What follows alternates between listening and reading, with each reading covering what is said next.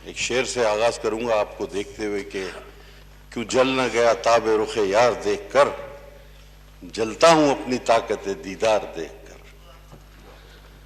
जनाब वाला, ये आपका बजट स्पीच के इफ्तिताह से पहले कुछ एक दो बातें करनी जरूरी थी। 4-5 रोज पहले इस ऐवान में जो हुआ उसे मुझे दोहराने की जरूरत नहीं, और वैसे भी तल्ख यादें बार बार नहीं दोहरानी चाहिए। लेकिन इतना जरूर कहूंगा कि इस पर बहुत सारे मुख्तलिफ तज्जिए और बातें हुई, लेकिन मेरे हिसाब से ये एक मेरिट की जंग थी, क्योंकि हमारी इत्तलात, नाक़िस इत्तलात ही से कह लें के मुताबिक बाकायदा ये ड्यूटी फराम की गई थी कि जो जितना ज्यादा किताबें उछालेगा, तूफान बदतमीजी बर्पा करेगा, उसकी इतनी ही ज्यादा इज्जत अफजाई होगी। तो उसी वजह से कुछ ऐसे वुज़रा भी मुझे उस रोज ये किताबें उछालते, मारते, फेंकते नजर आए, जिनके बारे में मैं ये तवक्को, चंद ही सही, मैं ये तवक्को नहीं करता था। और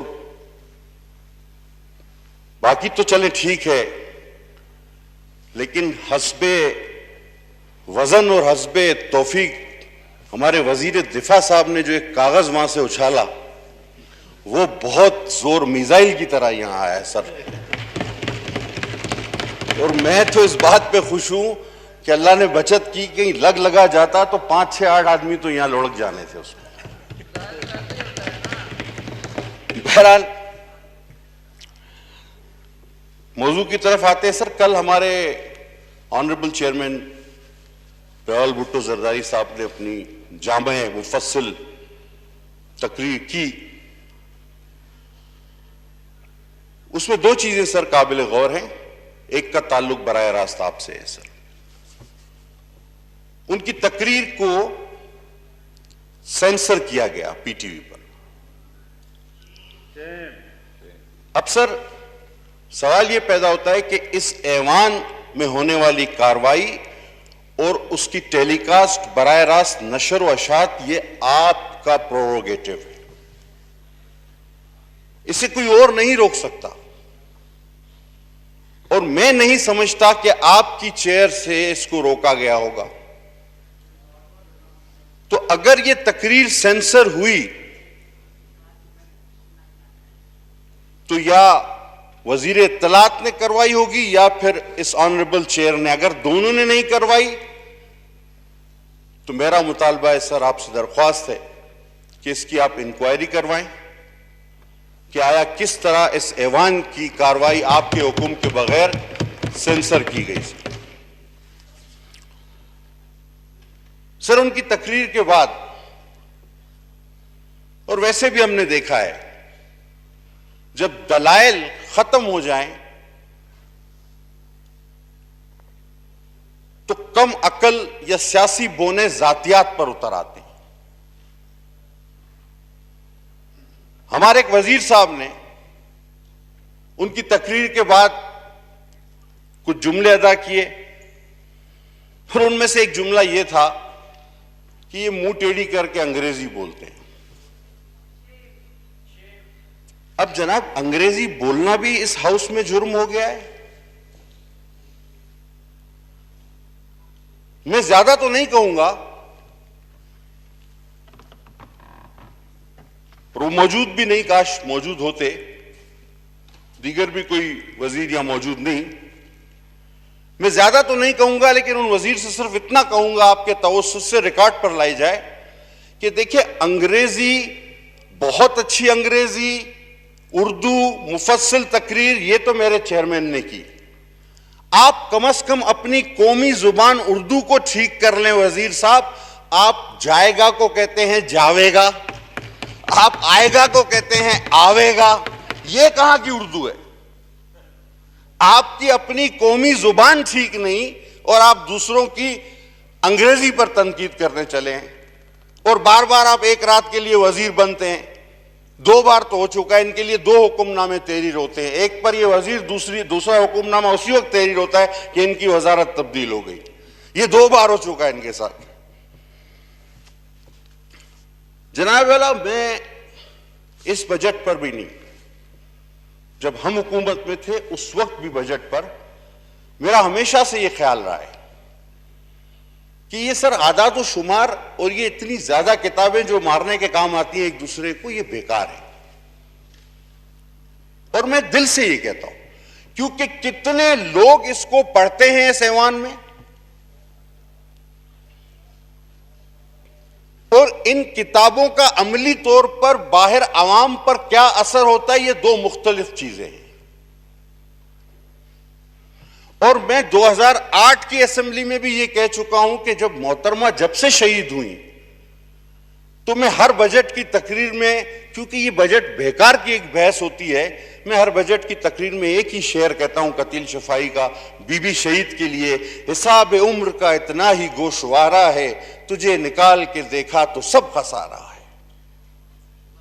मोहतरमा के बाद खसारा ही खसारा है, कहां से आप दूसरी बात करेंगे? अब जनाब आइए, ये 8.48 ट्रिलियन का बजट तरक्की का दावा है, शराय नमू तकरीबन 4%, 3.9। दावा यह है कि लोगों की कुव्वत खरीद में इजाफा हो गया है जी। अब अगर मैं आपकी ये बात मान लूं सर, तो फिर मैं आपकी यह बात भी मानूं कि 21 लाख लोग बकौल आपके बेरोजगार हुए हैं, हालांकि यह तादाद 50 से 70 लाख लोग हैं। 2 करोड़ लोग गुर्बत की सतह से नीचे आए हैं। बेरोजगारी, महंगाई में बेइंतहा इजाफा हुआ है, और आपके अपने वजीर जिन्होंने ये बजट पढ़ा, उन्होंने 1 माह पहले यह कहा कि मुल्क की मईशत का सत्यानाश हो चुका है। उनका अपना बयान है। अब 1 महीना पहले आप टीवी पर, अखबार में, इंटरव्यू में यह बयान देते हैं कि मुल्क की मईशत का सत्यानाश हो गया है। तो 1 महीने में वो कौन सा जुर्लू आपने फेरा है कि जिसकी वजह से तरक्की की शरह भी 4%, दावा है कि जी बड़ा हम तरक्की कर रहे हैं और पाकिस्तान खुशहाल हो गया है। ये 1 महीने में आखिर ऐसा क्या हुआ? और ये पहले भी हुआ, जब हमारे सबसे बड़े अरस्तु साहब ने पहला बजट पेश किया तो कहा जी तबाही हो गई, ओहो ऐसी तरक्की तो हो ही नहीं सकती, और बाद में कहा इसको निकालो, यही जिम्मेदार है। फिर दूसरे साल दूसरे वजीर ने, जो कल भी जिनके लिए मैं कह रहा था आवेगा जावेगा, उन्होंने एक बजट पेश किया तो कहा गया जी इससे अच्छा बजट तो कोई हो ही नहीं सकता। हफीज शेख साहब भी उनके साथ थे। और थोड़े अरसे बाद कहा गया कि महंगाई का जिम्मेदार ये हफीज शेख है, इसको भी निकालो। 15 दिन में। अब तरीन साहब आ गए, उन्होंने तीसरा बजट पेश किया। मैं तो दुआ गो हूं कि इन पर भी कोई 15 दिन बाद ऐसा ही इल्जाम लगा के आप ना निकाल दें, बोला यही थे सारी फसाद की जड़ यही आदमी। हाँ, पीरजादा साहब ने कहा कि वो नेब के केस खत्म कराए क्या है। सर, जब महंगाई बढ़ रही हो, बेरोजगारी बढ़ रही हो, लोग गुर्बत की सतह से नीचे आ रहे हो, तो क्या ये ग्रोथ आपको समझ में आती है? 13,000 अरब रुपए आपने कर्जा लिया। जो भी आएगा ना सर आपके बाद, आपने तो जाना ही जाना है, आपका जाना ठहरा, कसम से उसको लग पता जाना है। आपके ये बजट टोटली मफरूजों पर मबनी, ख्यालाती बजट है। सर, इसको समझने के लिए वो दिमाग चाहिए जो ये समझ सकता हो कि साल में 12 मौसम है और जर्मनी जापान एक साथ है, हमें ये समझ नहीं आता था। इसके लिए वही दिमाग चाहिए समझने के लिए। हमारे वजीर साहब मुल्तान से उस रोज हंगामा आरई की क़यादत कर रहे थे और वो पूरे नहीं पढ़ रहे थे, वो जोश फर्ते जज्बात में थे कि जनाब उनको देख के वो मोदी डर गया है, क्योंकि वजीर खारजा है। उन्होंने बोला कि ये ऐसा जज्बाती वजीर खारजा, अगर ये हमारे लिए भी इतना ही जज्बाती है जितना अपनों के लिए, तो ये तो कश्मीर ले आएगा। लेकिन क्या करें कि ये सिर्फ हमारे लिए इतना जज्बाती है, वहां बाअदब बामुलायजा हो जाते हैं, ये बाअदब बामुलायजा हो जाते हैं। इन्होंने कहा कि इस बजट के बाद अपोजिशन मुंह छुपाती फिरेगी जब पेश होगा तो। और खुदा का करना आप ये देखें सर कि बजट खत्म होते ही जब हम बाहर गए तो वजीर मुंह छुपा के भाग रहे थे, बाहर मुजाहरा हो रहा था, हम बिलावल भुट्टो साहब के साथ मुजाहरे में शरीक। और कोई दिन ऐसा नहीं है बजट का, इजलास का, कि जब बाहर डी चौक पर या दरवाजे पर फोर्सेस ना खड़ी हों, मुजाहिरीन ना खड़े हों, लोग गुर्बत, महंगाई, बेरोजगारी, नौकरी से निकाले जाने पर लान तान ना कर रहे हों और हम कह रहे हैं जी मुल्क तरक्की कर रहा है। कोई दिन ऐसा नहीं है जब ये सड़कें ब्लॉक ना हो। एक दिन आप मुझे बताएं और सारे वजीर पिछले दरवाजे से मुंह छुपा कर निकलते हैं। सर, ये आपके लिए कोरोना काफी बेहतर साबित हुआ है, सही बता रहा हूं। और आपके एक वजीर ने टीवी पर भी कहा, वफाकी वजीर, पिंडी से उनका ताल्लुक है, उन्होंने कहा कोरोना ने तो जान बचाई है, क्योंकि आपने सर इस बार कोई कर्जा अदा नहीं किया, सिर्फ इंटरेस्ट दिया है। 13,000 अरब कर्ज जरूर लिए। अगले साल जब आप इस कर्जों की किस्तें भी अदा करेंगे, इंटरेस्ट भी अदा करेंगे, तो आपको पता चलेगा कि आप कहां हैं। सर, 2013 में हमने जब हुकूमत छोड़ी थी तो 25 अरब रुपए की दरामदाद थी। आज 22 भी नहीं है और आप नाच रहे हैं खुशी से। तो ये आपके टारगेट हैं। सर, 3 बजट हुए, आपने कौन सा फाइनेंशियल टारगेट अपना मीट किया है टैक्सेस का? No, not a single. और इस बार भी आपने बड़ा मफरूजा रखा है कि जनाब 11,000 अरब रुपए, और ये पेट्रोल की कीमतें आप बढ़ाएंगे, ये गरीब आदमी के जेब से आप निकालेंगे, ये आप नाजायज टैक्सेस लगाएंगे, महंगाई को इतना ले जाएंगे ऊपर। अब तो गरीब खुदकुशी कर रहे हैं, मुतवस्सित भी खुदकुशी करने लगेंगे।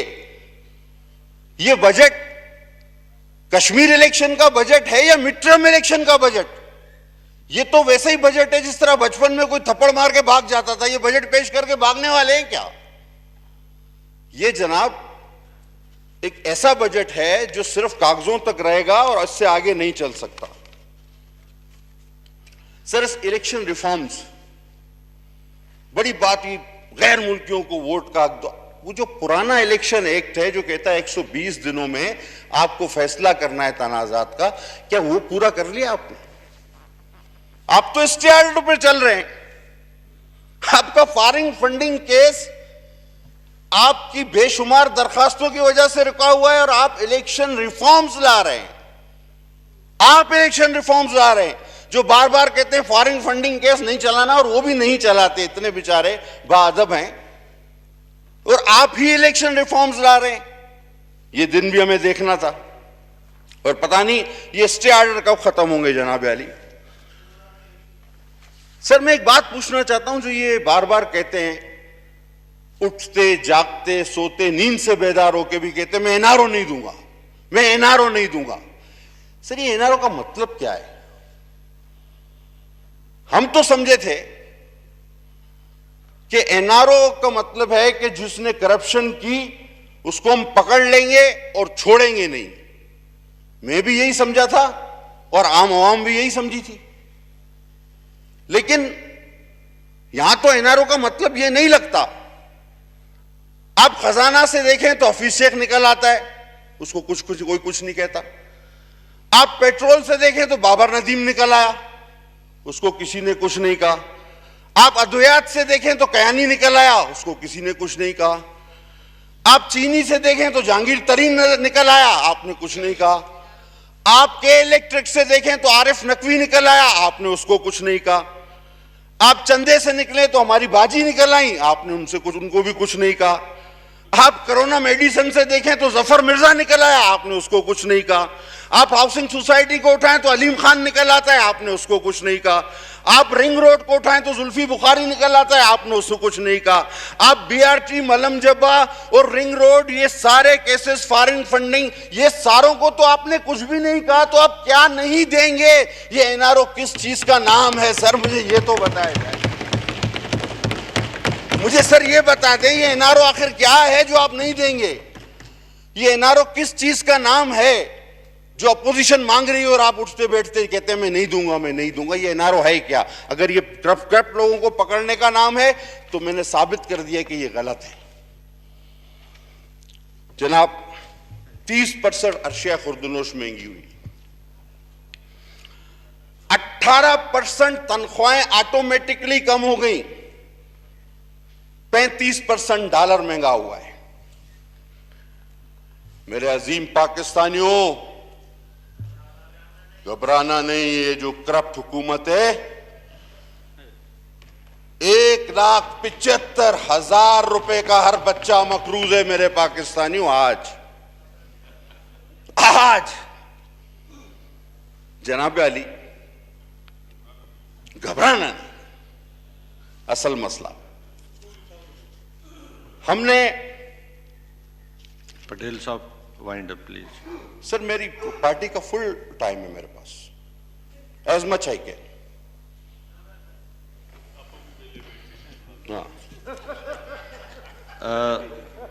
आपके विप ने कोई हमें इंटीमेशन नहीं दी? अभी दे दे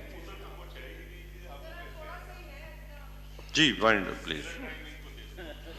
जनाब अली, आप जरा ये बताना पसंद करेंगे कि एमनेस्टी जो आपने दी अमीरों को और फिर कहा कि जो इससे फायदा नहीं उठाएगा उसको पकड़ मारेंगे, कितने लोग पकड़े आपने? आपने अपने लोग निकाल लिए, उसके बाद मुझे एक आदमी बता दें जिसको आपने गिरफ्तार किया। सर बहुत बड़ा जुल्म आपने पता है कहां किया? ये जो गरीब रिटायर्ड लोग, उम्र रसीदा लोग और बेवा खवातीन, ये कौमी बचत पे अपने पैसे रखती है। सर आपने एक दिन में 11,000 रुपए से उनके 5,000 कर दिए। सर खुदा की कसम, इससे बड़ा जुल्म मैंने नहीं देखा। और आपने 500 अरब रुपए एक दिन में उनके हथिया लिए। आप कहते थे सर पेट्रोलियम लेवी भत्ता है, तो फिर ये पूरी हुकूमत भत्ताखोर है। सर जितना पेट्रोल आपने बढ़ाया है, उस रोज मैं टीवी पर देख रहा था तो एक खातून ने वजीर आजम साहब से कहा कि मुझे बेनजीर भुट्टो के पैसे नहीं मिले। तो वजीर आजम कहते हैं कि वो खत्म हो गया, अभी ये हमारा वाला एहसास है। अब ये भी भुट्टो को खत्म करने वाली फहरिस्त में आ गए। सर जो भी इस फहरिस्त में आया, खुदा गवाह, खुद खत्म हो गया है। जुल्फकार अली भुट्टो को फांसी की सजा सुनाने वाले कई जजेस थे। आप 3 का नाम इस हाउस में से कोई मुझे बता दे, किसी को याद नहीं। लेकिन बेनजीर भुट्टो और जुल्फकार अली भुट्टो आज तक सबको याद हैं और इंशाल्लाह याद रहेंगे। आप कौन होते हैं भुट्टो का नाम खत्म करने वाले? और फिर ये तो एक पार्लिमानी एक्ट के जरिए BISPM ने चलाया था। आप वजीर आजम होकर कहते हैं कि जिस एक्ट को खत्म किया जाए। सर मैं तो कहूंगा सिंध हुकूमत ने एक बड़ा अच्छा कानून पास किया है। उन्होंने कोकेन को खतरनाक नशों में शामिल करके सख्त से सख्त सजा देने की का कानून पास किया है। सर मेरी आपसे गुजारिश है, यह कानून कौमी असेंबली में भी पास किया जाए।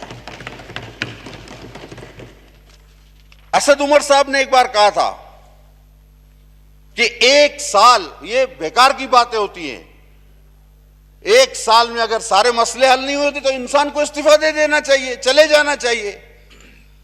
सर पहले चाइना से जाली चीजें आती थी, अब अरस्तु और जो है तबसरा निगार भी चाइना से आने लगे हैं। ये जो दावे जितने इन्होंने किए वो सारे झूठे निकले।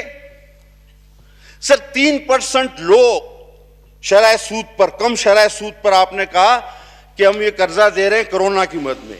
Wind up please ji.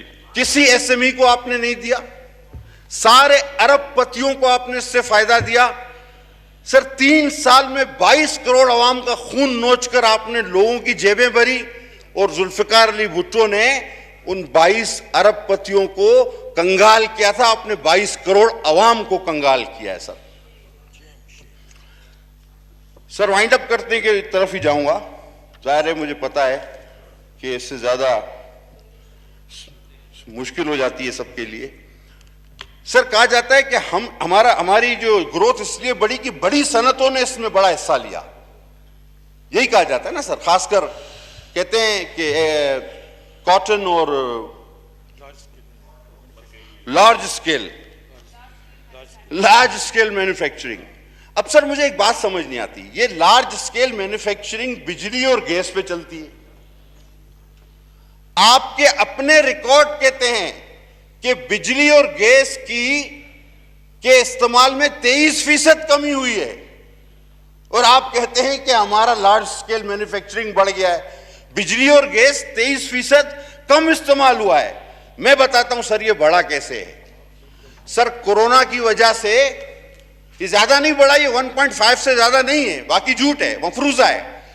Sir corona की वजह से हजारों लोग बाहर से बेरोजगार होकर आए, अपना सब कुछ वापस लेकर आए हैं।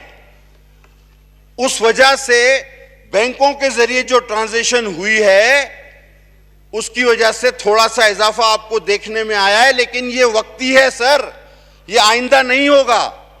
और दूसरी बात अगर आप देखें तो कोरोना की वजह से डॉलर की खपत में कमी हुई है। लोग बाहर ही नहीं जा रहे, हर आदमी 2-4 हजार 5 हजार डॉलर बाहर ले जाता था, वो जा ही नहीं रहे कोई। थैंक यू जी पटेल साहब। सर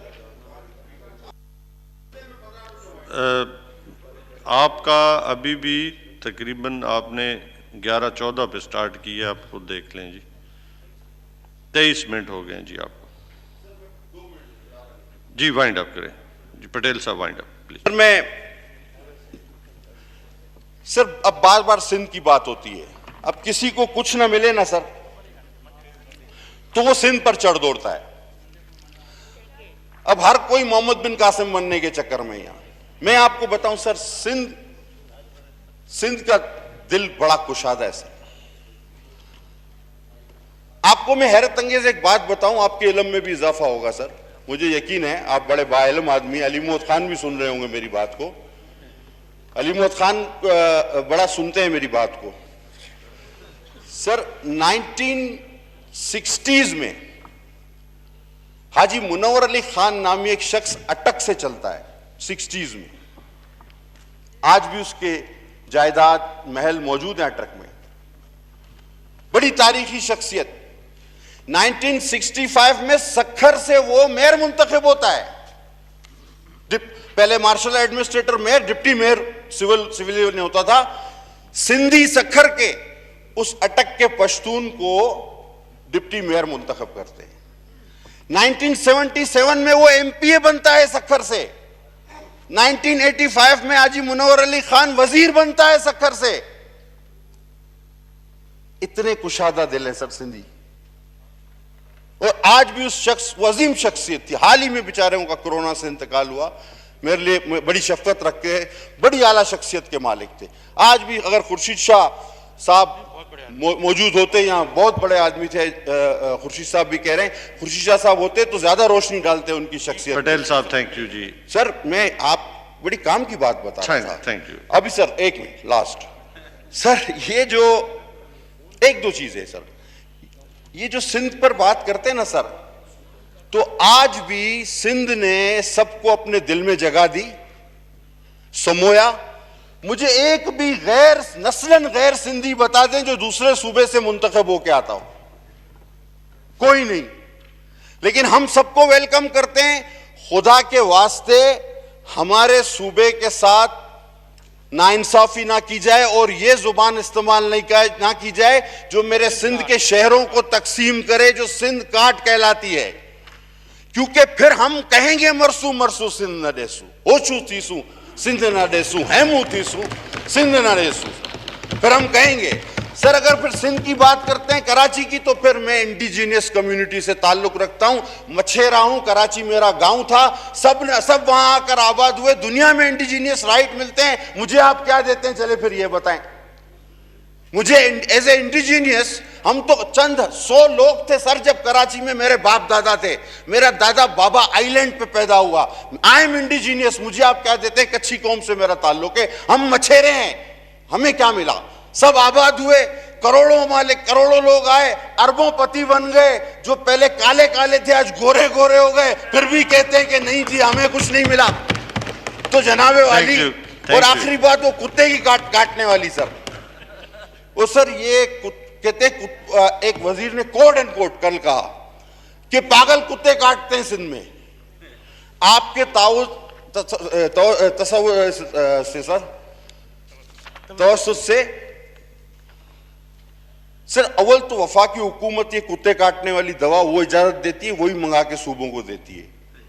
आप नहीं कर रहे ये काम। आपके तवस्सुत से ये एक चीज भेज रहा हूं, हमने एशिया की दूसरी बड़ी सकरंड में एवीएस और एआरवी की बनाने की लेबोरेटरी कायम कर ली है सिंध में। अब मैं इस वजीर को कहूंगा आपके तवस्सुत से कि दवा हमारे पास है, पागल कुत्तों की लिस्ट आपके पास है, अब हमें दे दो, हम लगा लेते हैं भाई। Thank you ji, thank you ji, thank you. Ali Mohammad Khan साहब, सेनेटर उस्मान का शेर बाद में सुनेंगे किसे? पटेल साहब वैसे जी मेरे ख्याल में बाद में सुनेंगे जी। पटेल साहब सर शेर सुन ले। सहरा तो बूंद को भी तरसता दिखाई दे और बादल समंदरों पे बरसता दिखाई दे। ए चश्म यार तू ही कोई दिल का बैद खोल, मुझको तो ये दयार ना बसता दिखाई। YouTube पर गूगली न्यूज देखने के लिए youtube.com की सर्च बार में गूगली न्यूज टीवी टाइप करें। गूगली न्यूज के पेज पर सुर्ख रंग के सब्सक्रिप्शन वाले बटन पर क्लिक करना ना भूलिए। YouTube पेज पर अपलोड होने वाली वीडियोस से बाखबर रहने के लिए बेल आइकन पर क्लिक कीजिए। आपको हर नई वीडियो के बारे में नोटिफिकेशन मौसूल हो जाएगा।